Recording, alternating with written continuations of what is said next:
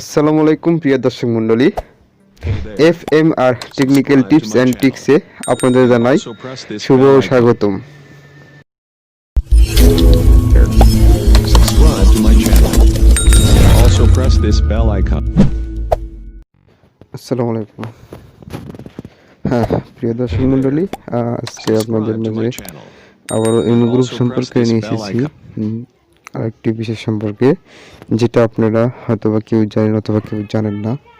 তারপরেও দেখে দিচ্ছি কীভাবে আপনারা এই কাজটি করবেন। অবশ্যই ভিডিওর থাম্বনেল লাইনে দেখতে পেয়েছেন যে আজকের ভিডিওটা কী সম্পর্কে।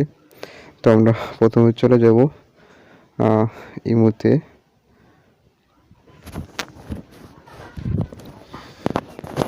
ইমোতে যাওয়ার পর আমরা আজকে তারপর বলে দিচ্ছি, যারা যারা দেখেননি থাম্বনেল লাইনে বলে দিচ্ছি যে আপনারা কীভাবে এই গ্রুপে আপনার একজন বন্ধু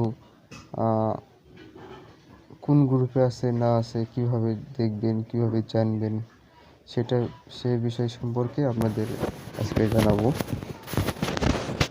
তো বন্ধুরা, এর মধ্যে যাওয়ার পরে আপনি প্রথম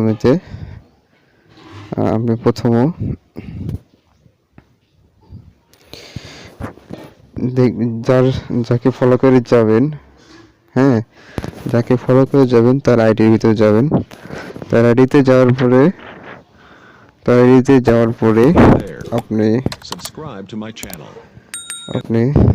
তার গিফটে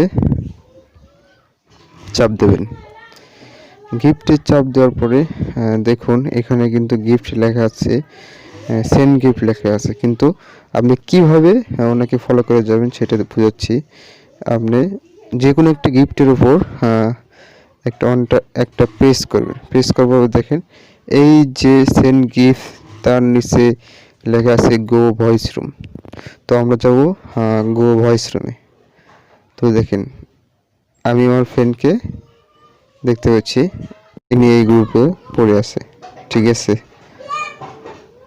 ইনি এই গ্রুপে পড়ে আছে।